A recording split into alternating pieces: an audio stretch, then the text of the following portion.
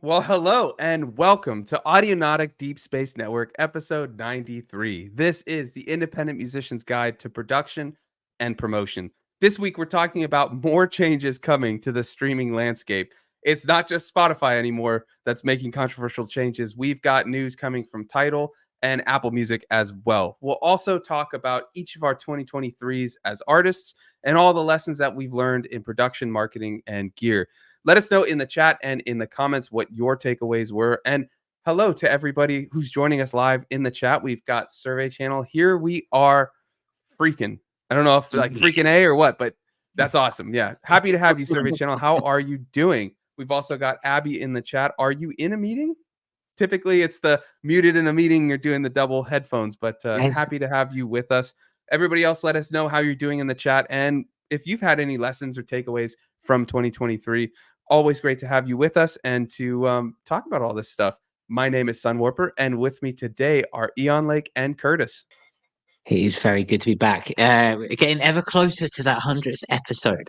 Ooh, awesome, hold on. We got to celebrate because as we get to that episode, Abby is not muted today. That's We are awesome. progressing. That's awesome. Yeah. Yes, that's great progress. Also, hello to Devoid of Funk. Welcome. How are you? Wow, that's wonderful. Devoid of Funk. It's such a cool name, Devoid of Funk. It's such a dope idea. Anyway, yes, as someone stated, we have got a lot more on the streaming way. We are moving away from Spotify. We're gonna get into it. We're Finally. combining two. In the name of keeping up, we're going to talk about other streaming today, because it's very interesting. I might be peeking a bit, but it's very interesting. Just drop it down a little. And Let me know too if I'm peaking because last week I think my microphone was a little hot when I was listening back and editing it for the podcast platform. there we So go. apologies, but that's all right. So let us know, or Curtis, if you guys hear one of us peaking, let us know because what we use doesn't give us a mixer. So we have to go by ear, and then I can't hear when I'm mixing. I can't hear myself. So we have to go like, how does that sound to Curtis? How does that sound to Eon? Like it's a mess, but we get through it. We get through it. We do. But yeah, sure, we do. We are moving away from Spotify, and we have got two more examples of. Yeah, I know. We do love hearing Eon Lake's rants about it, but we I do need a feel break. We need a breather. All right. I just feel that I want to hear Eon Lake rant about something different, another streaming service, perhaps, because I wonder. Got you. We got two The- coming, so you'll have ample opportunity, my friend. Exactly. We're going to combine the two, and then we're going to talk about it. We're going to go through what these Apple Music and what Tidal are doing, and then we're going to kind of go into some analysis about the whole idea. That's the name of the segment itself. And it's been a week, and I forgot how I do things and my responsibilities of the show. Doesn't shock me Streaming's in the least. streaming's shifting spaces or escapes in this regard. So we're going to start with Apple because Apple starts with A and A is at the beginning of the alphabet. So we're going to start with that I one. thought you were going to go You see- reverse alphabet based on the way we had it set up in the docket, but you know what? That's all right. Yeah, it's fine. We'll go with it. Also, Yeah. we need to share the Here we go. 12-foot. We had this whole thing from Eon Lake in the green room about this website, 12-foot, because this is from Bloomberg and they're behind a paywall, and we don't want to do that. So thanks to Eon Lake, we are seeing this today. Sunwarper took the lead on this. Sunwarper, take us through this. Yeah, so this was interesting. I saw this, and Apple is supposedly going to be paying more royalties for songs that have a mix in Dolby Atmos. And according to the article, it's not just if a song is streamed in Atmos, it's if it's just available in that format, then if even your stereo mix is streamed, you'll get a higher royalty share. It's an interesting idea. So, I mean, we've been talking about lower and lower streaming payouts. So here we see something that's kind of good. Now there was some talk, conjecture, whatever you want to call it, that some of this may be to push Apple products because I guess you can mix in Atmos there. But I mean, whatever it is, personally, I think this is a good thing. I mean, any chance to see higher streaming royalties is great. I wish it was just in general, but at least this is something. But I'm curious. I mean, I've never mixed in Atmos as of yet. Is it something? Does this make you think, oh, I should learn how to mix like this and start making these mixes, or is it, don't really care? Curtis, what's your take? I mean, I'd like to give it a try in the same way that mixing in any new way or form, be it AI or Atmos or whatever, I'd like to give it a try. My question becomes, if you say on upload that it's going to be there, or your song is mixed in Dolby Atmos, and then they find out it's not, what happens then? That's what I want. I want I to don't know. That's a good question. And maybe they haven't put that one, but maybe it scans for because it is a different type. I think that's 7.1. Yeah, like you can probably verify me, but Dolby Atmos is like a 3D soundscape, isn't it? Compared to a stereo 2-track where it would be like that. It probably would know, or that you probably have to put in a different file. I don't know, Ian. Like I'm speaking somewhat out of ignorance and just making an assumption. So let me know if you know more. I'm not an expert, but I think it's going to be a different file type. Yeah. It's going to have different characteristics that can be seen from the Mm. outside of the file. So they'll know when you upload it, I would think. Yeah, I think they would know. And also just probably the waveform is probably a bit different because it's not Mm. stereo. Yeah. It makes you wonder, though, if they're going to be pushing Dolby Atmos, which is fine if that's what you want to do. If there's going to be an increase in royalties for that, is there going to be a decrease for those who are just mixed in like the old school Yeah. fashion? I was wondering that. I mean, it's an interesting thought, right? Because maybe they're justifying the higher royalty payout for that based on lowering the threshold or lowering the payout in the other way. I didn't see anything confirming that, but it is an interesting thought. Hopefully that's not the case, but Have to see. who knows? Yeah. Yeah. And do you have any experience with Dolby Atmos and where you're going to go with that? And No. I mean, I guess it's the replacement for 5.1 and 7.1 and all the other preceding formats. But quite what you need to do it now and how many channels you need to mix it in, I don't know. I've always felt that with music, it's fun but a little gimmicky, really, to be doing stuff like that. Maybe I mean, it makes sense for like OSTs or in theater, in cinematic things having a big. when they're going to be doing that stuff with sound anyway, you're making sure that it comes from where it's actually supposed to be coming from, in the scene that you're watching. But with music, I don't know. I don't mind the idea of instead of having left and right and placing instruments and sound sources somewhere in the field of that, but having left, right, front, rear, a three-dimensional, all-encompassing sort of place so that you can pan anywhere, you can pan stuff behind you and so on. That could be interesting, and maybe for building mixes and giving your mixes some more room. It'd be good if you play guitar. You might need to have a guitar in all four corners or something. Do the what's it called, Smashing Pumpkins, where it's like 30 guitars just all around it. I mean, it could be really cool. There could be some awesome experimentation in it. I think it's worth checking out, not just because of this, but just if that's what is going to be coming in the future. But it's interesting to think, like, what is the consumer base of this type of listening experience, whatever you want to call it? I don't know how large of a listener base it is. Yeah. Is there one? Yeah, I mean, obviously, Apple thinks it's there or going to be there because they're going to be paying out higher for that, or they're doing it for the reason to try to give the impetus. Hey, listen in Atmos. Like, look, who knows? It's interesting. I'm not that well read on the topic of Atmos and things like that. It just hasn't really been in my sphere as of yet, but it's interesting. Also want to say hello to Bendu, who just joined us in the chat. How are you doing, Bendu? What's up? Happy to have you with us. Anything else on this topic before we move to the next of the streaming changes? No, it's just I always found it a bit impenetrable, really. You try and look into, well, what is it? You just end up in this great mush of marketing speak that doesn't really actually tell you anything. So that goes to me, tells me lots of hype, not a lot of usage yet. That's usually when it's surrounded by that, like NFTs, right? Yeah. NFTs, all the hype, but everything was just like, what? And so, yeah, I'm curious, chat, do any of you, before we get to you, Curtis, do any of you have any experience either mixing in Atmos or listen in Atmos? Curious to hear just amongst all of us what our experience or knowledge of it is. So let us know in the chat, Curtis.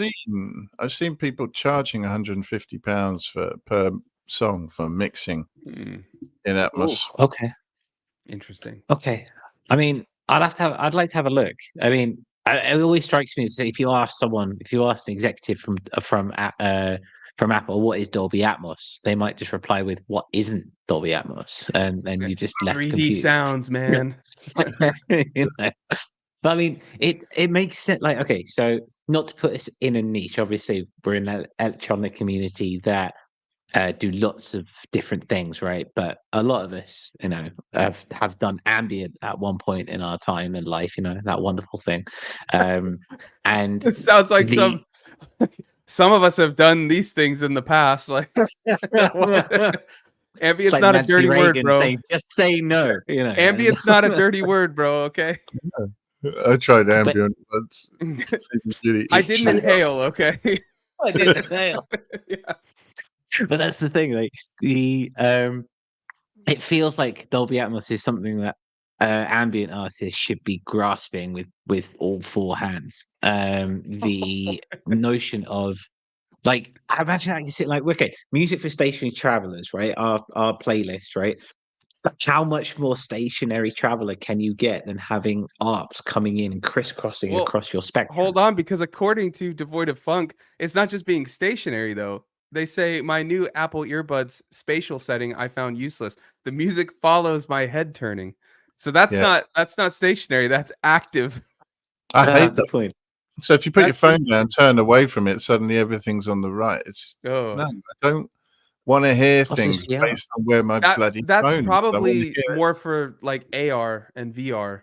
Yeah. If you're doing those sorts of things where you're interacting and when you move, like you're seeing so sounds move. I don't know. That's my assumption. As a gamer, that's my assumption. But yeah, I don't know. I think just I brought this to the table more for the point of this idea that there's going to be an increase in royalty. Like I don't know if it even says how much, and it's saying it's like, oh, it's they're like breaking the news, but Apple hasn't, to this knowledge or to my knowledge at least yet, like confirmed anything. But it's an interesting idea. I mean, it's just like if they have that ability, why not increase the streaming in general? But they must be wanting to push this for a reason. And maybe like Devoid of Funk saying with the spatial setting, they're like pushing this because they're seeing this as kind of like Sony with Blu-ray years ago. Like they see this as something. So they put it in the PS3 and like did all that to like push users to the base, like the base of using it. So interesting idea. But that's why I wanted to bring it to the table. I think talking about the application of Atmos and all that is important, but it's just interesting because now we're seeing, instead of, we always hear, oh, streaming royalties are going down, down, down, like the, you know, they're going to pay less per stream, or now Spotify doing all this robbery, whatever you want to call it. This one's like, hey, we're going to increase the streams if you do this. Yeah, it's like, what? This is like, this was not on my bingo card for 2023. Like, what? So, yeah. I mean, it's a nice. Should we look into it? Should we do Yeah. one? I'm going to experiment. I think I'd like to experiment with something like that. It's been on my radar for a while. I just never got to it because things take me a while. But creating something different, suddenly having to think about a 3D plane as opposed to just a 2D plane in that sense is quite interesting to me. I think in that regard, and I didn't realize that it meant that spatial settings means things change as you move your head. Yeah, I don't know if that's Atmos or if that's just a spatial setting in Apple where it's just doing like a panning thing, or if it's kind of for both. I'm not sure, but that is interesting. You know how much I love my ARPs and the notion of them just like Princess Leia, like just going around up I here. just got deja vu. I think we talked about like this sort of 3D audio before, and you mentioned ARPs with like one ARP on the left, one on the right, one like that. I swear we've mentioned this before. It's not enough for me to scour through every ADSN to see if it's there, but I do think we've had this discussion and you've said this before. So it's been on your mind for a while, I think. Okay, it's time to actually do something about that. Or I have like an engram of you in my brain that like lives rent free and just knows you love ARPs, and that's just in my head. I don't know. It could be either of those. We all have that. Yeah. We all have that. We hang out with each other so much. We just have like ADSNs in our brain where we're just we have each other's opinions, like, oh yeah, well, on any topic. Just wait till we start talking about drivers, and Elon Lake's just going to be off. Oh god. So hold me back. What do we have from Tidal, Curtis? Second half of this, yeah. Let me share this instead, according to Google, and then we can bring that up. Tidal has knocked 10% of its staff. I don't. And he looks pretty smug about the whole situation, so we're just going to smooth That's the CEO, it right looks past like. him. Yeah, it's Jesse Doroguska. So this is interesting. So it's laid off 10% of its workforce. They've cut 40 employees, and they've said, "We do not take these decisions lightly. We're sincerely grateful for the contributions of our impacted teammates," a Tidal spokesperson said in an email cited by Bloomberg, which is about as comforting as a wet slap by a fish. And it's come down here. As we continue to view the business through the lens of our investment framework, we continue to find opportunities for constraints we believe will lead to greater growth. We implemented one of these a year before our IPO, an absolute cap on the number of people we had at the company. So yeah, they've basically cut 10% of their workforce. And listen, and we've been throwing this back and forth. This has been say it again, sorry, Ian. In December, they've cut 10% of their workforce. So I think it's important. I don't know if you read this part, but it's Block Inc. is the parent company, and that I guess is co-owned or owned in part by Jack Dorsey from Twitter, formerly of Twitter. And so I think some of what they're writing is from, or what they're quoting is from Dorsey in a letter he wrote. So yeah, very interesting. Now, I thought you put on something on Discord about, they said something to the effect of like moving away from music or something like that. Well, that was the discussion that we had in the Patreon group. I think Lars brought it to the table, and this idea of moving away from music, and he talked about moving to perhaps more video content, perhaps to rival YouTube music. That's what he was kind of getting at. I think I want to see where there was an article he sent though. Hold on, but my thinking is, if that's true, so from Mixmag, he sent a link from Mixmag, but I'm gonna look in a second to see. Okay, bring it up. Yeah, because if that's true, my thinking is moving away from music makes me think Spotify, because Spotify's big thing in the last year or two has been podcasts and now audiobooks, because far less, or if any, royalties are paid out. I don't know about audiobooks. For podcasts, there's no royalty payments. The only revenue comes if you can enable ads on the platform, or if you do ads through your own, like a third party way, not through Spotify. So my thinking would be, if they're trying to move away from music in the way, if this article says it, can you just confirm that section in that article, Curtis? Just like Control F or something. See if there's a statement there. If that's true, if that's what they're stating, or that's the idea, my thing would be not so much video, but I would think podcasts and audiobooks, one, to compete with Apple and Spotify, and even Amazon with what's Audible. But I would think podcasts and audiobooks would be the way they would be going. But I'm not sure. Video too is an idea, but that to me makes me think podcasts. Well, that's what they got here. So if we just come back to the Mixmag, this is again, Lars put this in the Patreon Discord. I don't want to subscribe for now. Thank you. As Benjamin said above, Tidal's. Okay, let's try that one. Job cuts are part of a wider strategy from parent fintech company Block Now, also known as Square, which announced last month that it'd be laying 10% of its staff, around 1,300 members of staff, out of work. So yeah, that's where that comes from, and then I think the added speculation comes from our Discord in that regard. Yeah.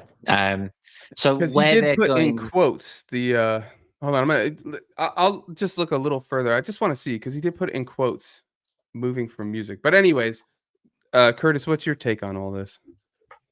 Well, it seems to me that this was the one that stuck out for me more than perhaps the Apple one, because it's streaming. Okay, whether it be diversification in any form or whatever it is, but basically the model ain't working. And I mean, Ian Lake's been touching on this for a while, and talking about server space and cost and upkeep, etc., and profits.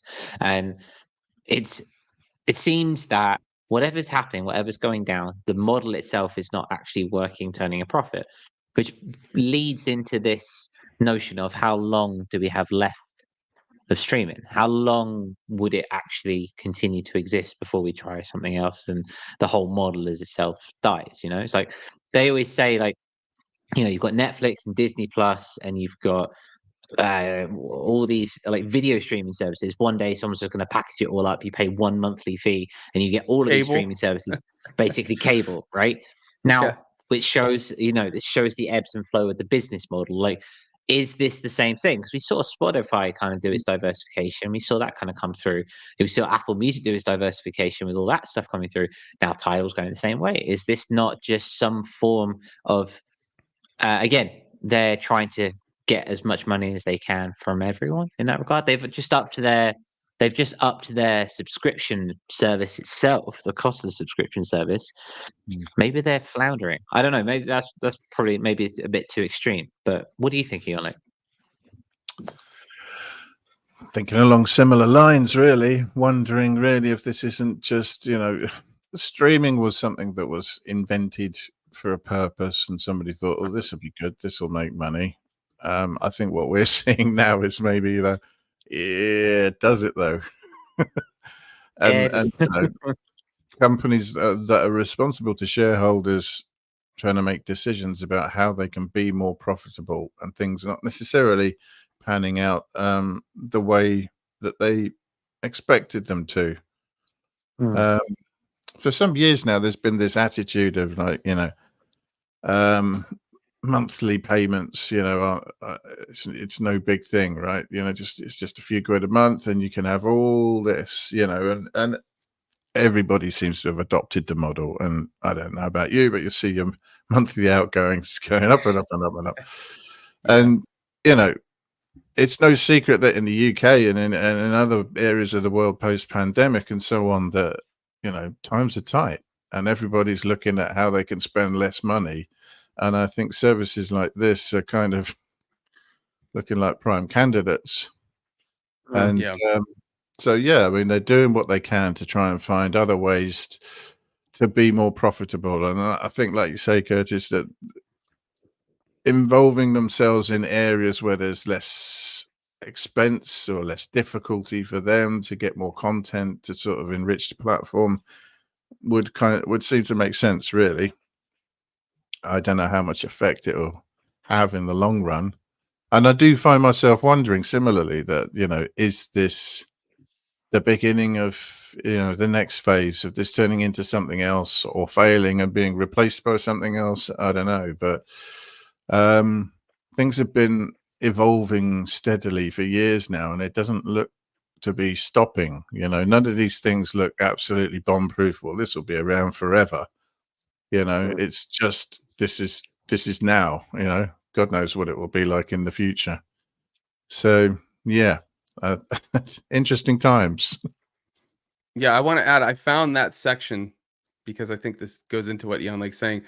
According to Resident Advisor's Tidal source, it signifies the streaming platform's shift to pushing tech initiatives instead of anything related to music, labels, distributors, or artists. That's the section Lars in our Discord was talking about where he said moving away from music. That's it. So it's a source saying it in this article from Mixmag from Resident Advisor. So Resident Advisor's source is saying this about Tidal, but Mixmag is reporting the section we're reading. So yeah, I would think, like I was saying, I mean, tech initiatives, maybe that's not podcasts and stuff, but I could see videos, podcasts, anything like that, or maybe even something completely out of left field for a streaming platform. But very interesting. Because I mean, it's interesting too, because we were all kind of thinking like, oh, maybe with all the Spotify stuff, we'd start gravitating more towards Tidal because of the higher quality streams and all that. But yeah, to Ian Lake's point, nothing's forever. And it seems like this whole streaming boom or whatever you want to call it that was happening for the last 5-10 years is leveling out, but also kind of dropping as we have less expendable cash, things like that. So yeah, very interesting times. It is, and it makes you wonder where it will go next, because if you look, okay, so in all this fallout, what has things like Spotify done in the last couple of weeks? I don't know about if you guys have seen it on your feeds or anything like that, but you can now like do gigs and book gigs instantly through their app, and you can see artists based on your location and stuff like that, and where they're touring, who's on tour, that kind of thing. A lot more of a social media language. We were talking about a year ago when Spotify first started doing merchandise, for example, right?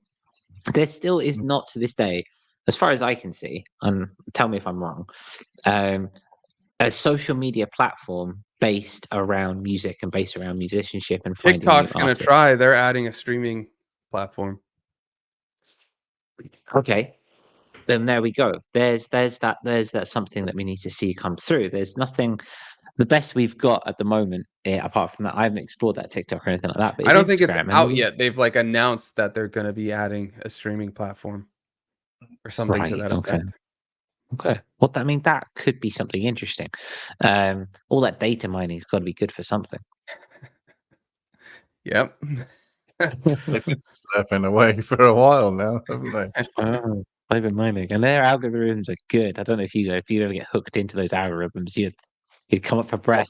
A few hours later, your beard's 3 times as No, long. You have no idea. I go onto TikTok, go to upload, and then answer any comments I have, and then I'm done.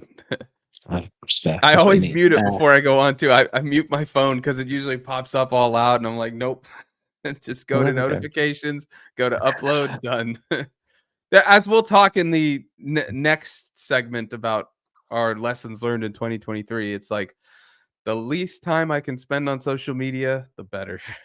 That's fair. YouTube's another story. I go down the YouTube video rabbit hole quite often, but I like to consider that slightly more educational. So, I love if it's like well, music gear news or education, music theory, stuff like that, I count that as educational.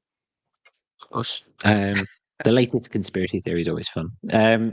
We'd like to know what you guys think in the chat watching back on the streaming service that shall not be named or Apple Podcasts. We're curious. Like, is this a big deal? We've brought this to the table. We think that this is extended coverage essentially of streaming sites that have been making changes and drastic changes within their company, which has been a long time coming. Now, we're not saying that there's anything massive coming on here, but we're also saying that we're not saying that, if that makes sense. Now, we'd like to know what you think. Has it made these changes that have come through the last couple of weeks in Spotify and Tidal and Apple Music, has it made you reconsider or rethink your releasing strategy? We'd like to know. Next week, we're discussing what we're going to be doing throughout 2024. And so we'd like to get your thoughts and your ideas on that. Yeah, I think it's important because I think what this shows, as we've had to cover Spotify and then this for the last month, maybe each week we've got news from Spotify or Instagram or something about changes, and usually they're for the worse. None of this is permanent, and it's always changing. You could for 1 year be super used to a certain thing or how much a stream pays and all that stuff, and then they just pull the rug out from under you for with no context. Just this is changing now. Just you never know. So it's all impermanent. So it's good to not put all your eggs in one basket, so to speak. Like have a website, as we talked about with FCC a couple weeks back. He gave some great tips, and he's in the chat. Wouldn't you know? Hey guys, hope everyone's well. Yeah, we are well. How are you, FCC? Let us know. It's been a minute, I think, since we heard from you. Happy to hear from you. How are you? But yeah, FCC walked us through things to consider when making a website and all that stuff. It's just another thing that's worth having in this crazy shifting landscape, and you can find that in it should be in the description if this is connected to the podcast playlist that we have on YouTube. If not, just go to our channel and go to the ADSN playlist. But yeah, it's just like all this stuff can change, so it's always good to be I like to think be everywhere and then focus on a couple major things, but you always have these fallbacks, like you have a website, you're on Instagram, you're on Blue Sky, you're on that, but focus on one or two. Oh and yeah, then that's you have that. Yeah, you always forget that. Yeah. literally signed up to it. I signed up to it using Lars's link in the Discord, and I genuinely haven't been back on it since. No, you forgot, and then we reminded you. You came back, you posted once. You're like, "Hey, gonna use Blue Sky more." And then he just ghosted again. You just ghosted it off. I a ghost of you.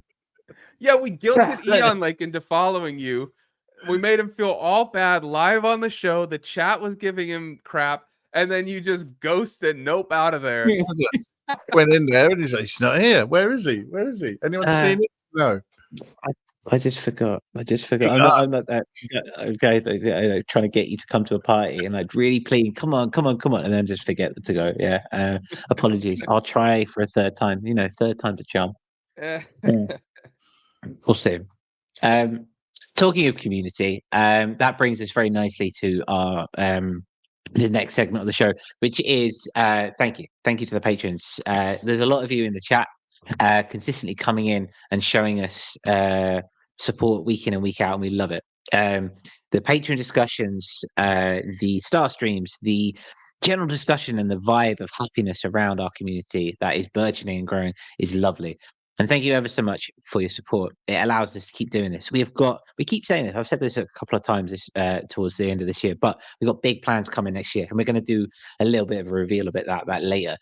But your support allows us to keep doing this week in and week out, and stops me having to go and get a big boy job. So thank you. I really appreciate it.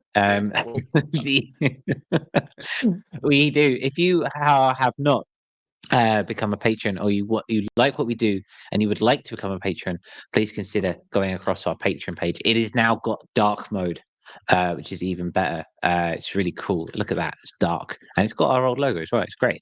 But for as little as $2 a month, you can support us and allow us to keep growing, and it's great. If you, as just for $2, you get access to the Patreon itself. We have exclusive Patreon channels on Discord and on Twitter, for example. And as you go up, you get more stuff. For example, early access to Audionautic content. We have a Star Stream hangout once a month, which is happening, what did we decide? On the 30th, in between Christmas and New Year. We're going to have a little chilled hangout. And as you go up, yeah, exactly. I'm just going to sit with a mince pie and a glass of sherry. It's going to be great. Yeah, thank you for your support. If you want to support us on Patreon, please consider doing so. Guys, I'm real quick. Well, first of all, thanks to all of our patrons. And yeah, if you want to check it out, the link is in the description, patreon.com/audionautic. The Discord is open for everyone. That link is in the description, but we have patron channels where we talk, hang out, we do voice chats, all that. Great to have all of you there. We talk about all kinds of stuff. The best thing is just having people that we can talk gear with. I'm having some weird internet issues. I think I'm dropping out a little bit. So I'm going to try to plug in the Ethernet. So I'm just going to, while you set up the topic, Curtis, I'm going to just drop out for a second and see if I can fix this. So I will be right back. There's no way this can go wrong. Look, I can come in and out. It's going right. Boom, look at that. He's gone. He's gone. Wow. Okay, that is hectic. Yeah, so that is our new segment for the week. And this is a bit of a first part of a 2-week course. We're going to be looking back at a little bit of a retrospective over the last year. And we're going to be taking and vocalizing our lessons, our takeaways, how we have grown on our journeys, what we've learned, and sharing them with the community. So if you want to get in on this conversation, because this is a communal discussion, what have you learned in 2024? What have you taken away? How have you grown as an artist?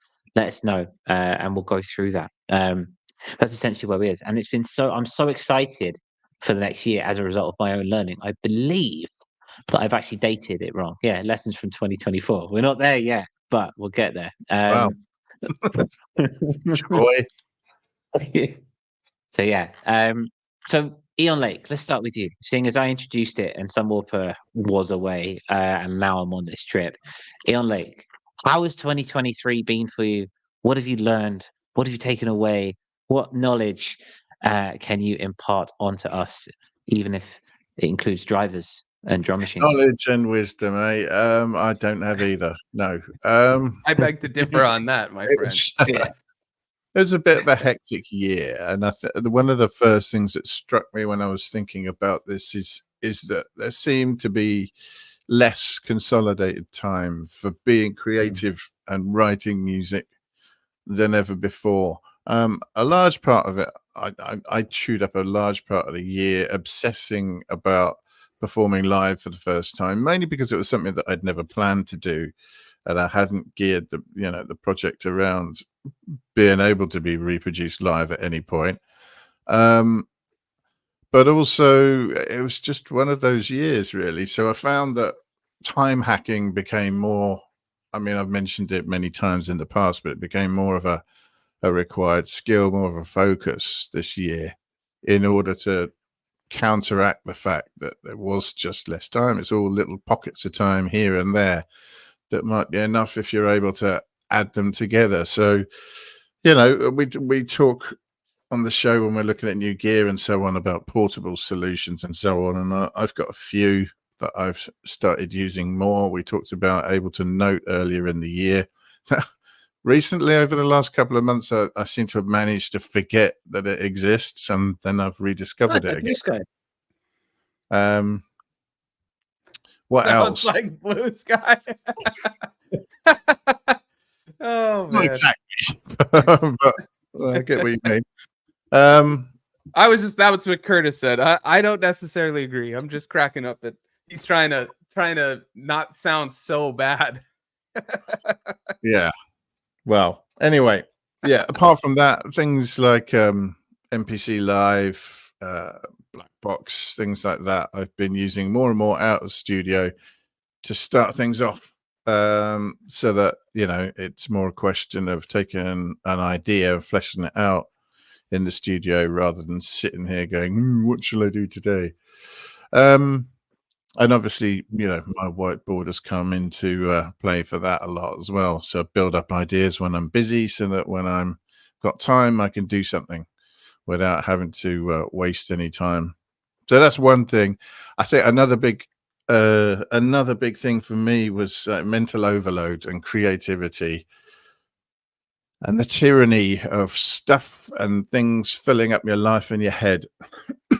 So many times in the past, we've talked about being a creative person and having to look after yourself, either from a health and well-being point of view, and nutrition and so on, to like getting adequate rest.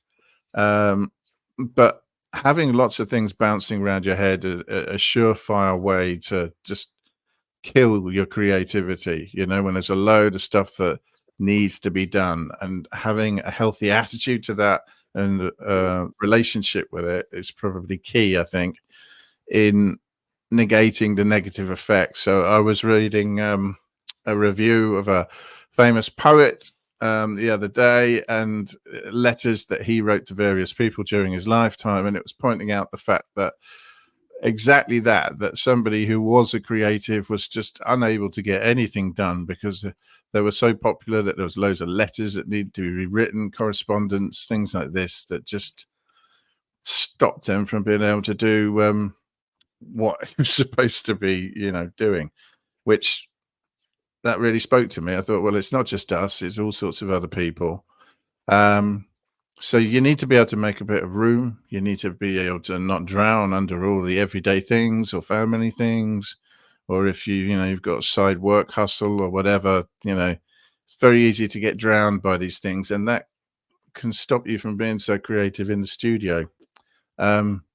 Ways that you can mitigate stuff like that. I mean, there's the obvious stuff like, the great outdoors, nature and so on, and meditation, yoga, stuff like that, whatever suits you, whatever floats your boat. But these things, there are a number of different ways I think that they benefit the creative person. So these are things I'm going to have renewed focus on in the new year in order to try and be at my best and get more of what I want to do done.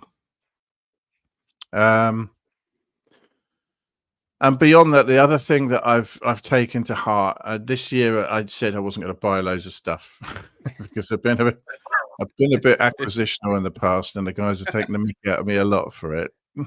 Thanks, guys. We're just jealous, so we're trying to make ourselves feel better. This year, I decided it was going to be about focusing on what I have, appreciating what I have, as part of a mental thing, but also focusing on what I have to become better at using it. Because I was one who thought, well, I know how synthesis works, so I can get loads of synthesizers. It doesn't mean you know an instrument very well. So I've been taking things off to the side on their own and focusing on them a lot. And I've got a fair bit of mileage out of it. I found it very helpful. It's something I'm going to carry on doing. I'm reminded of something that I read. John Hopkins was saying that he'd only ever introduced one new thing into his studio at a time because of the hit to productivity it represents, to try to have to sort of learn something new. You've got everything that and you've been able to produce stuff on. And I suppose when you're, even semi-professional, professional, and you're relying on having to have this regular output, that to introduce something that's just going to slow you down is almost, giving yourself a handicap. And I did quite the opposite of that. I introduced loads of stuff over the course of a year or 2 years. And I still think there's a lot of mileage to be gained from getting to know it intimately and optimizing what I already have. So I'm going to be doing that as well. And I think the same could be said for anyone. I don't think any of this is specific to me. It's just stuff that I've noticed that I think I can get a lot of mileage out of without actually really adding anything, just taking a slightly different approach. Yeah, that's interesting because Devoid of Funk actually says something quite similar in the chat. My 2023 lesson: synth detox.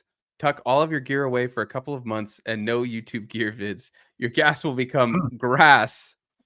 We like grass, right? Gear reacquaintment syndrome.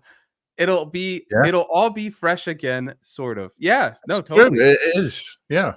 Yeah, or what I've found lately is trying different combinations that you're not normally used to, I mean, I did get a new piece of gear, but it was my first of the year and it was a month ago, so I think that's okay. But trying new combinations or then seeing what you can do between that. Yeah. And looks like FCC is in total agreement with you, Eon Lake. So yeah. Well, thank you. FCC, if you've got any lessons you learned, let us know. Everybody in the chat, not just Devoid of Funk, but if you have any lessons you'd care to share as we continue, let us know in the chat. Or if you're watching it back, let us know in the comments on YouTube or in the, what do they call that on Spotify? If you're listening on Spotify, I will say its name, Curtis. Sorry if that like stings your soul or something, but but we can't be afraid of it. We have to say it. But if you're listening on Spotify or watching on Spotify, there's a little reply section. Let us know what your takeaways have been. We've also got Lars in the chat, late to the party. We actually name dropped you earlier because of that Mixmag article you linked, Lars. Thanks for sending that. It was all good about you, not so good about Tidal and all that. But yeah, happy to have you with us. Yeah, just wanted to get those chats out of the way. Yeah, like, did you have anything else you want to add? The funny thing is, there was one thing that also gave me that I found useful, and that was looking at Sunwarper shorts on YouTube. It's the whole sort of just the attitude of, oh, I wonder what happens if I do this. So I'm just going to do a bit of this and that. I don't know. I've become quite dogmatic about making music, and it all become very serious and heavy. And the experimental side of what I saw in your channel reminded me that it's important to be a little bit playful with it as well and go, oh, I wonder what if, and so, on the show, I've been mentioning a lot of stupid things I've been trying out lately. It's more just to sort of reintroduce that fun experimentational aspect. I think that's a good thing to always try and make sure you're doing. It's fair. That's a beautiful segue into Sunwarper's 2023. Yeah. All right. So I have a few things. So because I want to approach this from kind of every angle as an artist, because that's what we're building this as. So, and you did too, Eon. Like, I'm not saying you didn't. I'm just saying, like, I've got a couple, because a lot happened this year for me, and so I'm gonna go over a few things. There's life changes, things, how I approach streaming and social media, production, and then even how I changed like releases and all that stuff, and just like making money as an artist, pretty much. So, first thing was, as most, if not all of you know, I became a father in September, so that completely changed time, life, stress, all that stuff. So it made me learn, kind of similar to what I think Eon Lake was talking about earlier, but like seizing the micro moments. Like, oh, I have 20 minutes of free time. I'm gonna open Logic and make something, or I'm gonna use Koala or the Pocket Operator. And in doing that, just having those small times, it kind of reinforced the idea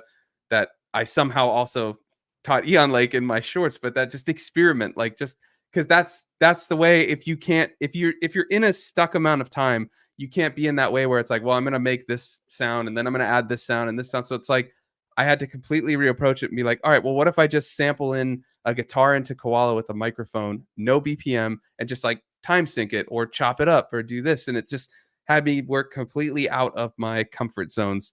And that was great because then I felt like I was learning new things and trying new things. And I mean, yeah, like you gave a great segue, but doing all that helped me to do more with my YouTube channel, which during this year I was able to get monetized. I just reached full YouTube partner, so I have ad revenue and all that stuff now. And it's really changed how I approach just like music, because now I'm not trying to make a song every month for Spotify, right? I mean, I have to finish this project I'm doing, but that wasn't for Spotify. That was a story. But now, as this year went on and I was doing another yearly release thing, just like 2021, I was like, I really miss those days where I could keep working on songs until just like, and just keep experimenting with it, right? And I was making songs like, I was making songs as I wanted to make them, not within the back of my head. Oh, is this song gonna fit a playlist, or like, will people like this on that? But with YouTube, that's like where I'm making my money now, and so I can do my fun experimentations on that and build this community here, and then I have the time to just focus on building these songs however I want them, and then just release them as I want to.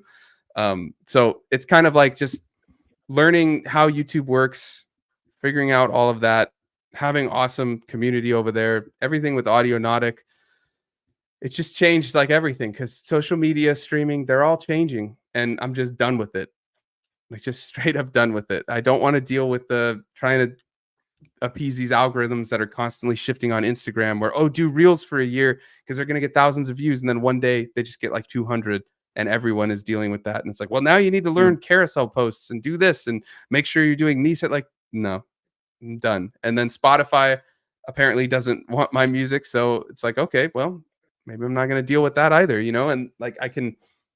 So basically 2023 is a year of pivots for me. Like, I had to pivot because my child was born, and so I had to seize these micro moments. And then because of that, I was learning, well, let's just keep working on the YouTube, because this is a lot of fun. I like doing these educational videos and sharing what I know, but also learning from people in the chat and community. And yeah, it just completely shifted everything. So it's like I can be the artist, and I can be the like YouTube section.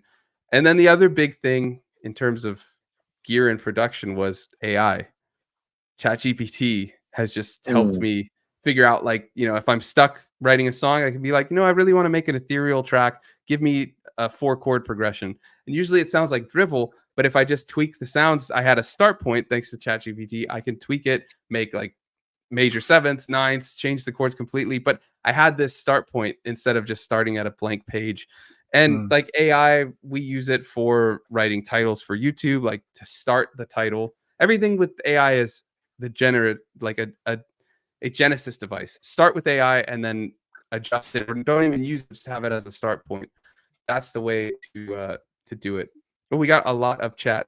Gentlemen, anything before I read the chats? I think that's about everything I've learned from 2023. I've got a few questions, but go for the chat first.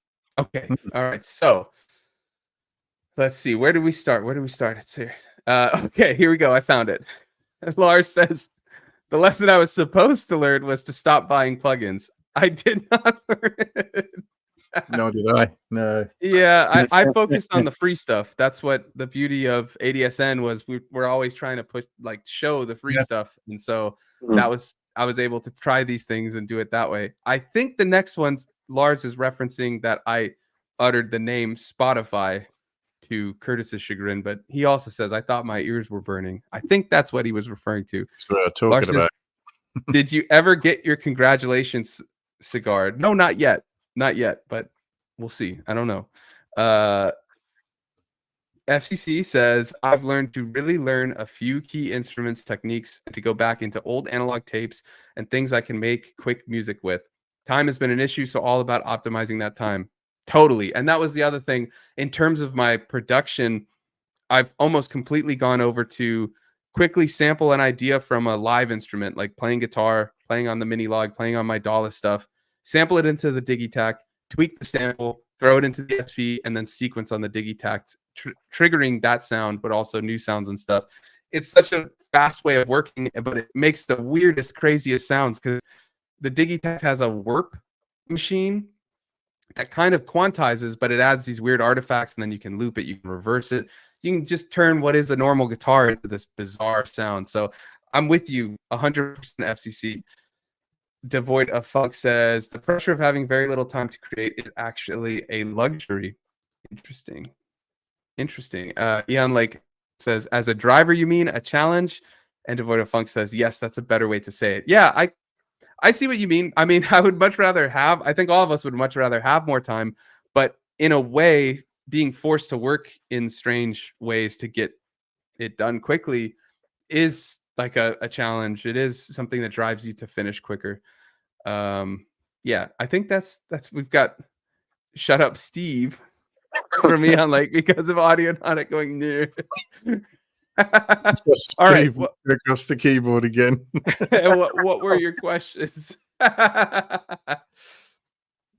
Well, firstly, I didn't realize you'd made Partner. We spoke a few weeks ago, and you were very close. This month, like last week, when I put out the PO33 video, it got the watch time and I was like, I kept sitting at, I think you need 4,000. I was at like 39.88, and then because one of my first like watched videos was just at a year, so the watch time from that one was like getting erased because it has to be in a revolving year, right? So those watch hours were going away as like it progressed. But luckily, I had other ones throughout the year, and then this PO33 one did well, and so it like crossed the finish line. Yeah, congratulations. That's what you need. Thanks. Yeah, that is dope. You work hard. You work bloody hard for what you do. So it's good to see that come through. I suppose the notion is, are you continuing down this trip of like these educational gear videos, this doorless setup? Are you going for the recorded videos or the live streams, a bit of both every now? Do you have a plan of where that's going to go? I do. My plan, what I'd like to do, so I had to, after the baby was born, switch to every other week, either a video or a live stream.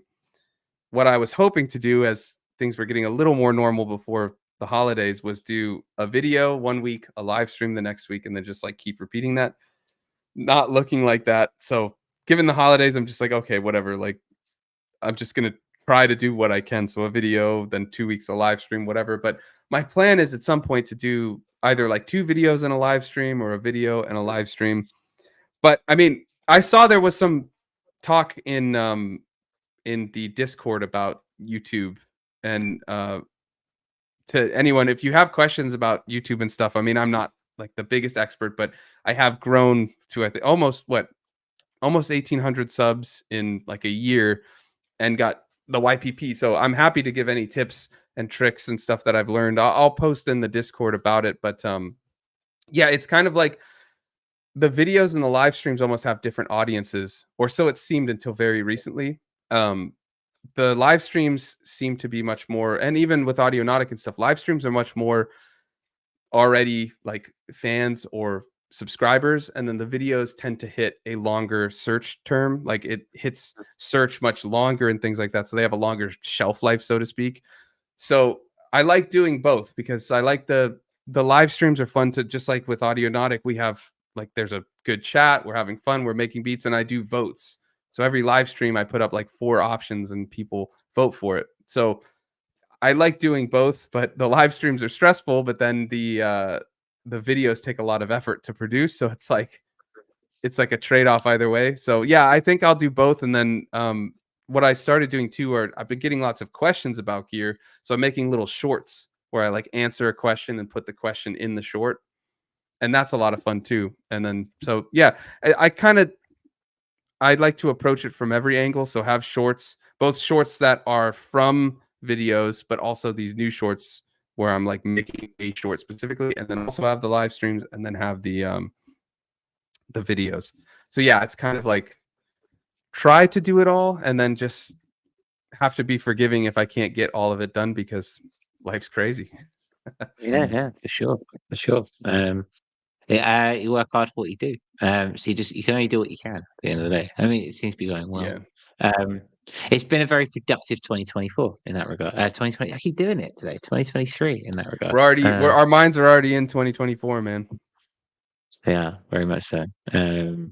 Yeah, so consolidation seems to be the theme so far. Consolidation of knowledge, consolidation of key acquisition syndrome, consolidation of one's ideas for production. So it's cool, you know. Again, does anyone else in the chat who want to share what they have been doing over I'd like to 2023? hear What it you've learned? from Curtis. Yeah. Well, it's been an interesting one. I think for me, it's been a bit of an explorative year. I haven't released much, and that's been semi done on purpose. It's been nice, to be honest. Take a step back. I released Marooned back in March. Was it March or February? One of the two.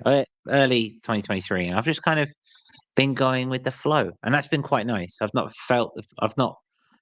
If I've ever felt the pressure to release, I've kind of looked as to why that is and why that might have come about, and then kind of passed through it and carried on.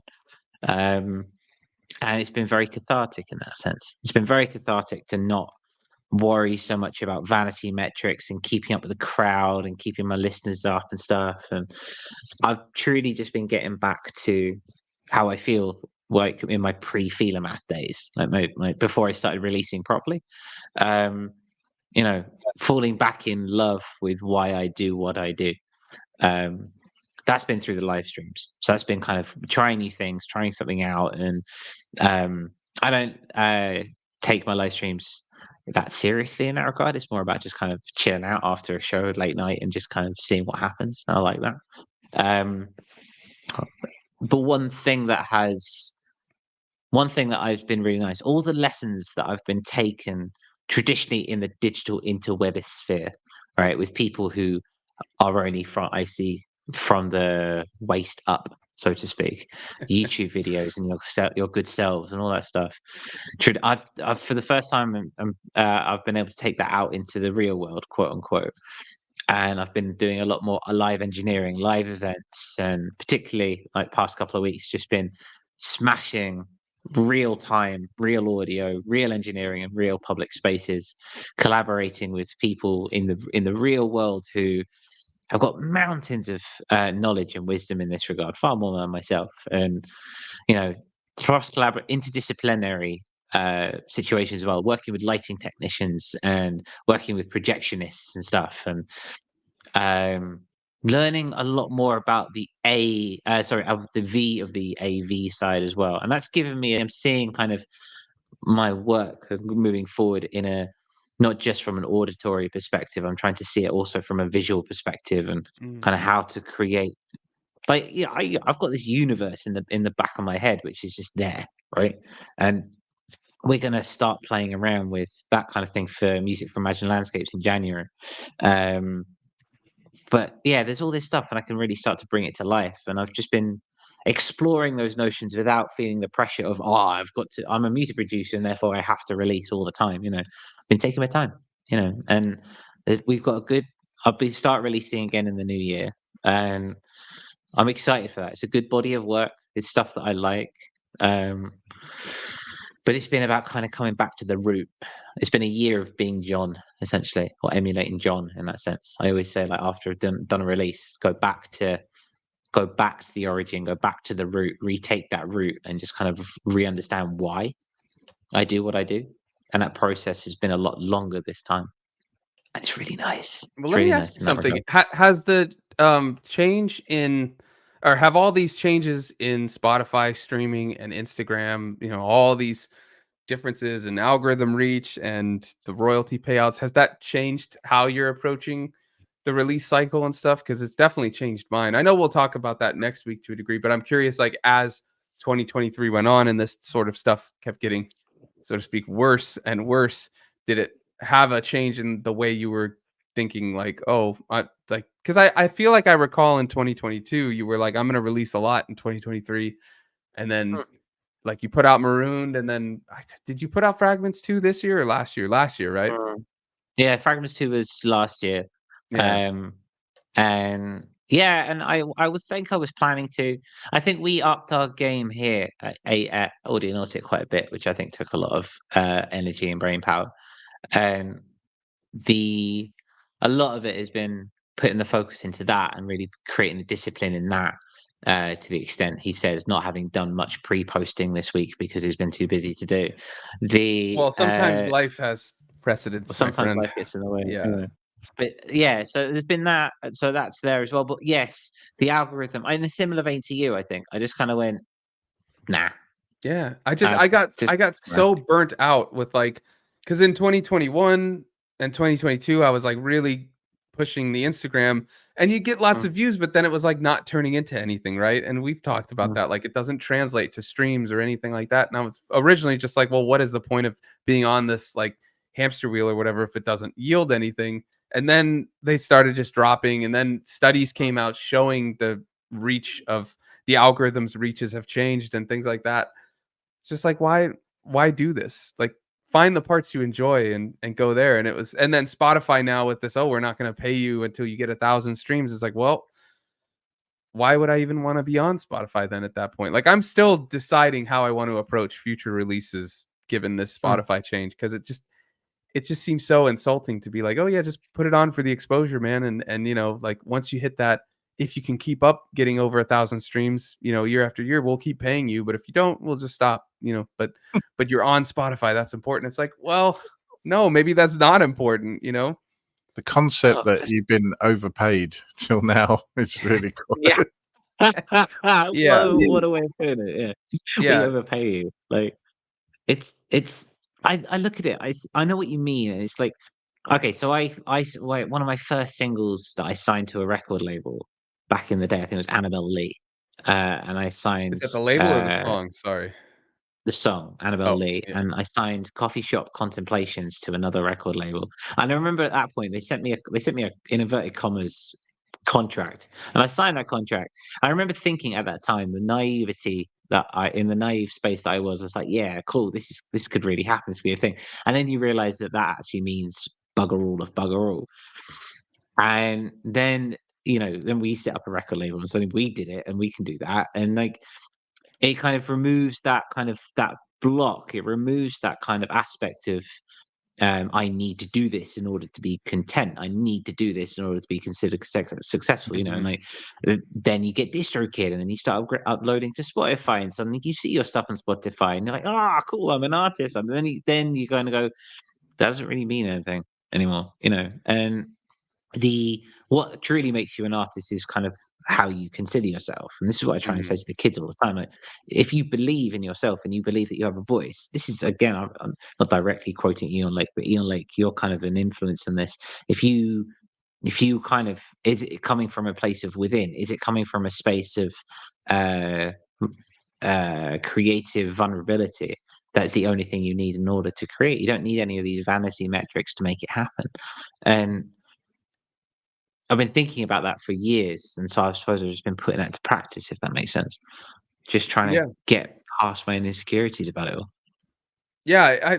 I just I think it's interesting. Like all of these changes are definitely not good and they're negative. Like but what's happening in the streaming landscape and social media and stuff like that. But it's almost like kind of a good thing if you look at it, because it it helps to rearrange where your priorities are or reassess where your priorities are and focus like, okay, I'm focusing on the music again, or I'm focusing on the parts that I enjoy, you know, and that I want to do, rather than I'm trying to just get reach. So I'm making this type of content, or Mm, I'm making this type of music or stuff like that.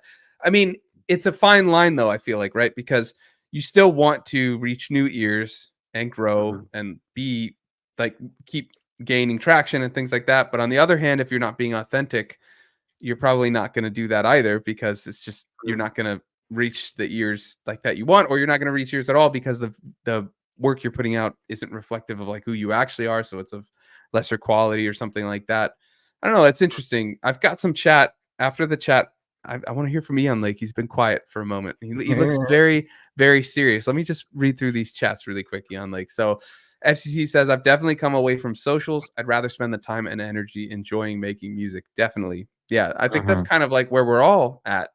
I mean, Eon Lake doesn't really use socials to begin with, but So he's always been there. Lars says, I'm starting to think social media is bad for musicians who don't also want to be trolls. Yeah, I mean, I don't want to say it's trolls, but it seems like threads, like music threads, has become, it's not about music. So at least what I'm seeing on threads is like just people commenting about like what others are saying or this and that, or like takes on stuff and things rather than being about the music. Maybe I'm just not seeing the right threads posts and stuff like that. But like threads was a promising new social media platform. And for me, it's just not for me. Like none of that's bad. People should be sharing these kinds of things and stuff like that if they want to and all that, then that's great. But I was just like, I don't think like that's not the type of thing, the content I want to make. And so I'm just like, okay, that's not for me. FCC says, did you see the Snoop Dogg stuff about his billion streams only earning 45,000? I think, oddly enough, I saw Lars posting that. I think it was Lars on Threads, or retweeting it or commenting on it or resharing, whatever, rethreading. I think, Lars, you can correct me, but I did see briefly, yeah, that I guess he got 45,000 for a billion streams. I mean, you figure the label probably takes a large portion, and there's probably other things, but yeah, that's crazy. The one thing I'm happy to see bigger artists talk about this stuff though, because that's how we hopefully get change. Now, do we only get the changes for these bigger artists and their record labels, or does it go down to others? I don't know, but I think raising awareness, and the artists like Snoop Dogg have a huge level of influence. It's just good that people who aren't in our sphere will be learning about, oh, these are terrible streaming royalties that Spotify and the like pay out.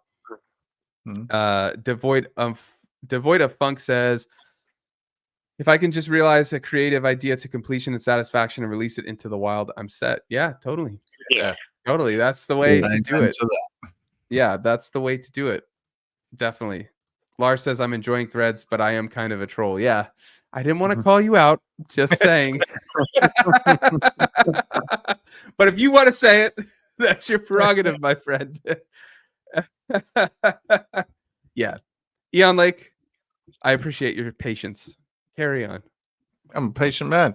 No, I didn't really have a huge amount left to say. I mean, it's funny. This is one of those years that worked out for me that all my releases are getting pushed into next year. And I think next year is going to be a busier year for actually getting music out there. And I think that explains why a lot of the realizations and takeaways are more theoretical, more about where I want to go next. I certainly want to be playing live more, and I'm looking into that at the moment. See if I can get some gigs. Prague, Ben. Yeah, I want to play live next year too, man. Definitely. Little SP shows. Yeah, exactly. I mean, it does force you to look at what you've got and think, well, how can I make the most of this? Because I'm not bloody taking it all with me. Yeah, it's like, no way. Yeah, and about what I want to get out of playing live, it's always got to be, the music's got to be right. It has to be about the music. If the music's going to suffer, then you shouldn't be doing it. But I also want to have fun. I want there to be some jeopardy. It's good. It just I think next year is going to be more of a formative year than this one. And I think I've moved along a fair bit in my thinking and my approach and what's coming out. We'll just see. Last comment. Always evolving. Lars says, it's okay. My wife calls me out on it all the time.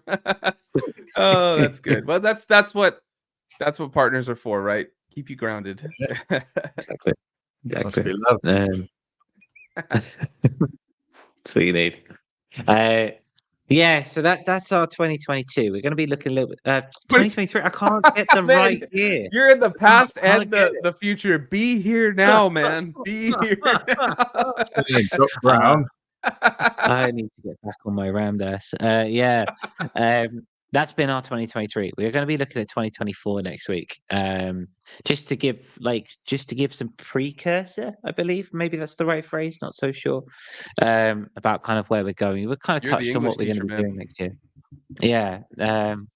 Getting further and further away from that as the years go on. You're the former English teacher turned production AV. Yeah, there we go. So Well, I suppose what I'm saying is we're going to be getting into that. So if you want to get, let us know what you're planning for 2025, 2024. Again, not Oh even my did it God. on purpose. If you want to tell us what you're going to be doing in 2024, head over to our Discord and let us know. Are you releasing more? Are you Releasing changing the less way? Are you releasing less? Are you changing the way your social media goes? What are you doing? Are you bringing a bucket into the studio, going to whack it and sample it? and I'm make a pretty short sure. out of it. If not, Exactly. why not? Yeah. Yeah. Let us know. We'd love to find out. It's going to be a good week. We're not stopping, are we? We're not stopping over the festive period. We're going to do a little hangout in The between Christmas and intent New Year. is not to stop. We're gonna have a little hangout in the in between, but some people may not be able to come. But if you need a break from all the Christmas festivities and holiday festivities and stuff like that, the intent is to go live on what, the 19th or 20th, whatever that Wednesday is, and then I think I got to look at the calendar, man. You've turned me into a Yeah. calendar looker, which I've never been. I Okay, saw so you actually put the stuff down 20th, other day. the 27th, we do plan to go live. I Mm. think one of those, next week is talking, like he said, Curtis said, about 2024, and then Oh. whatever other news comes up on the 27th. If you need a break in between all the holiday stuff and things like that, come hang out with us. 11 a.m. Pacific, 7 p.m. UTC. On the 27th, we'll be hanging out, just doing kind of like a just chill, talking gear, talking whatever. If news comes up, which it probably won't, we will cover it, but most likely it'll just be a chill hangout, reminiscent of our patron Starstream hangout. So if you want to get a taste of that, join us. Yeah, we got some trippy comments. FCC says, when time becomes a loop, and Lars says time is a flat circle or something like that. Yeah, so that's where we're at. That was our 2023, and then we'll be looking into 2024. But we do want to hear from all of you, and if you want to either share it in the Discord and we'll talk about it on the stream, or if you'd like to join us, if you're a patron on the $5 up and want to come on the show in any of these next episodes, we put the link over in Patreon every week, so we're happy to have you come join us and talk. Last week we had Asaph Stripe with us, which was great, lots of fun. And we also, thankfully, thanks to Asaph Stripe being on the show, we had a cat fill-in for Curtis's Steve. So despite Curtis not being there, we did have a fill-in. But that about wraps up, I think, all the news. But chat, let us know what you're up to for the rest of the week. And Jan, like, what are you up to this week? What am I up to? Oh my, you're always stumped by that. You know I choose on you first. I call on you first. And every But time the thing is, he has I've to always think got for a a bunch second. of stuff planned, and And then it doesn't remember when you. execute. Is that a McDonald's cup behind you? No, I wouldn't do something like that. It no. sure looks like a McDonald's cup behind you.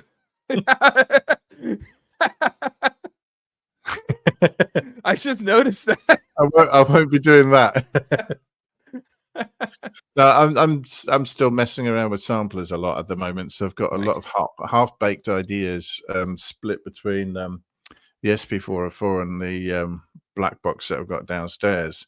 So I'm just going to be carrying on doing the same thing at the moment. I'm doing idea generation. I'm messing around with a load of free breaks and loops and stuff. Nice. And just trying to do Chop something. them in the diggy. I'm also going to be doing some drum practice like a good boy, because it's been a long time. Practice is key. Yep. Been a bunch of techniques that I'm going to brush up on. I've got some lessons to do as well. So yeah, there's another way I find of getting into the mood for writing music is playing an instrument for a long time. You know, hopefully until you get into that sort of not realizing you're doing it stage, and then go and try and write some music. That kind of helps. Can I make a recommendation for something to try? Because this is what I've been doing to a degree. Now, I'm not a drummer, so I wasn't using my drums, but I was making them in the circuit tracks, like making a loop, right? And then I sampled that into the Digitact and then did the slice mode and chose different parts. I did like a 32 or 64 step slice and then different parts. So it made a whole completely different sounding drum beat. And then you can add like the distortion or the overdrive and the bit reduction. I would highly recommend you try that. It's a lot of fun. Or just send me some drum samples and I'll do it. You stole it from me. Or do both. Yeah, or do both. Yeah. I'll do Curtis, both. what are you up to this week?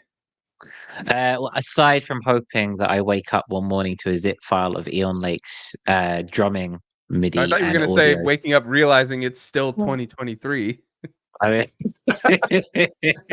there is that. I'm finally going back. I've been building sketches and stuff for the follow-up to Marooned. So I think I'm gonna start looking at that. I think now the chaos is over. I finish work on Friday, and then I'll be more time for that. That's been a really interesting trip because that's changing workflow, using different things, sampling in Ableton and stuff. That's fun. So I think I'll be doing a lot of that. And just it's been a ridiculous couple of weeks. So I think I'm just going to let my brain just flop for a bit. And like Simple. Eon Lake was saying, take care of himself, take care of myself, and take care of me shaven chimp brain, and just let it do its thing. If I pick up the guitar, great. If I don't, and I just spend 10 minutes in Ableton building a loop, great. No commitments, no judgments. Just it is what it is until for a week or so. So that's me. Correct me if I'm wrong, But but you also, are going live, right? yeah. So I'm going. That's the precursor to this in a way. So I'm going live after this. I'm going to be opening some old production project files, and we're just going to be having a look and seeing what's up. It's going to be Having a good. gander. Yeah, I want to. I've been experimenting with drift and granulizer too, so I'm going to be playing around with that. I think, and then sampling the hell out of that. And yeah, Eolic, if you want to send me some drums to make some Goa trance, you know where I'm at, bro. Have to speed them up a bit. It's gonna be fun. It's gonna be fun. Sunwarper, where are you at, bro? What are you doing? Well, I got a few things. I have to finish the last track for Music for Imagined Landscapes. I've had no time, so I migrated it to the new computer. And for some reason, this is funny saying reason because it's a reason issue. Reason won't recognize Guitar Rig on this computer. I can't get them. It opens in Logic, and on this computer, which is an Intel Mac, Guitar Rig works fine on Reason, but I can't get it to scan Guitar Rig on this new computer. So I think I have to bounce the ideas that I have using Guitar Rig on this computer and then just use audio from it. But that's the first thing. I got to finish that. It's kind of a bittersweet feeling finishing that because that's the last track for Imagine Landscapes, and that I think that's going to be like a big, like cornerstone or a change in terms of releases after that. So it's like this is probably the last like of these more frequent releases and things like that, which isn't necessarily a bad thing. It's just the workflow I've been doing for the last like 2 or 3 years, and this is probably like the final one. So it's an interesting little end to it. But we've got a lot planned for it in January when it comes out. So Yeah.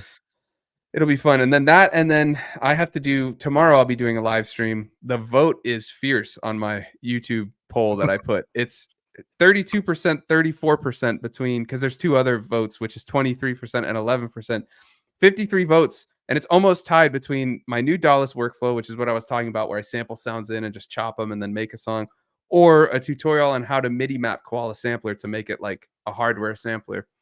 So Oh, if that'd be anybody interesting. plans to watch and or wants to just cast a vote and watch, head to my YouTube channel, because I'm gonna just make a choice depending on where the vote is in about like an hour or two, because I have to prep for it. I have to get it all set up. So yeah, I was surprised the one of the other options, generative sample flip, is like doing so well compared to the other two. But my plan was to sample flip generative sounds on the circuit, put it in the Digitact, and go crazy. So lots of sampling any way, shape, or form the poll goes, but I guess it's just the different modes of sampling. Yeah. But that'll be tomorrow, so that'll be fun. I got to charge everything, get it all set up. I got on my last Pocket Operator video, I noticed in the video, I always use this little arm, right, to record, but it's connected to the desk. And as you can see, when I tap the desk, it shakes. And so the overhead was a little wobbly in a few parts because the Pocket Operator is so small. So I got some comments like, oh, it's so shaky, like I'm getting motion sickness. I'm like, oh my. So I got I'm really excited to use it tomorrow. That's why I'm bringing it up. I got this new tripod that like shoots out to the side, so it can go over, like it could be an overhead, but it's off to the side. It's got like a big it's got like an arm that can reach out. So I'm excited to use that. Like now I'm getting excited about like tripods and stuff, like getting new gear It's for good. videography and stuff. I'm like, oh, what have I become? Yeah. Absolutely. Well, there we go. Yeah. It's happened for sure. There we go. By the way, just well, really quick, Eon, like I was not busting you on McDonald's. I was just curious. I'm hungry. So my brain saw that and I was like, ooh, because Ooh. I said busted. Hopefully your wife isn't watching. It was a secret. You know, like, Lars says, hey now. Oh, it's not showing. Hold on. I can't get it to share. Anyway, there it is. Lars says, hey now, McDonald's got some sweet or some bomb sweet tea. Okay, so I don't know if I've never looked, I guess, but I don't know if the McDonald's here has that. But that sounds really good, and I'm really hungry. Oh. So there you go. It's time for you to go get some lunch, isn't it? Really? oh, it is. It is. Yeah, It is. it is indeed. We thank you ever so much for tuning in and taking part in this. We love the chat, love checking in with everyone every week. Please let us know what you've been up to. Curious for what's going to happen next week. If there's any news that we've missed, let us know in the Discord. We'll see you over there. Yeah, thank you ever so much for tuning I in. think I've broken Lars' brain. What? Yeah, Yeah, maybe I'm wrong. I don't explore the McDonald's menu. Like I don't even go there much anymore. But when I do, I like get just a few things. But that doesn't sound familiar to me. But maybe it is. I don't know. But Lars, Google it and let us know in the Discord because maybe I'll have to rectify that issue and get one. But yeah, let us know if we missed anything. I saw there was one thing we will cover in the next episode, but Bandcamp added like more to the discovery page or something like that.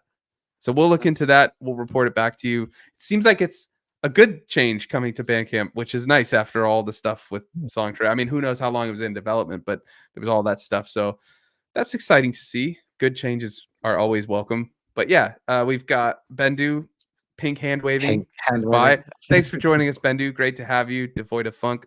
Always great having you. And FCC says, nice one, guys. Take it easy, folks. Thanks for joining us, FCC. Curtis, anything you want to add before we go? No, just thank you again. Looking forward to seeing you next week. Eon Lake. Thanks to the patrons and thanks to everyone who listens to me waffle on or rant. Yeah, we any of the other stuff I do here from time to time. Wouldn't miss it. Wouldn't miss it for the world. Yeah. I'll miss it. Yeah. It's great. Thanks so much for hanging out with us. Thanks to all the patrons. We appreciate all of you. We'll continue our talk in the Discord. And if you want to check out, we do still have the Spotify Audionautic radio playlist. I will be migrating to Tidal, but who knows if they're not going to be focusing on that. So waiting to see where the where it all develops. But we do have that playlist. It's in the description if you want to check it out. If you've got music you think fits, let us know in the Discord or on our socials. But yeah, we're getting close to 600 followers on it. So, I mean, it's good to see. Have a nice little community where we listen to each other's music and latest in electronic chill music. So yeah, if you want to check it out, links in the description. With that, we will see you next week, Wednesday, 11 a.m. Pacific, 7 p.m. UTC. Thanks for watching.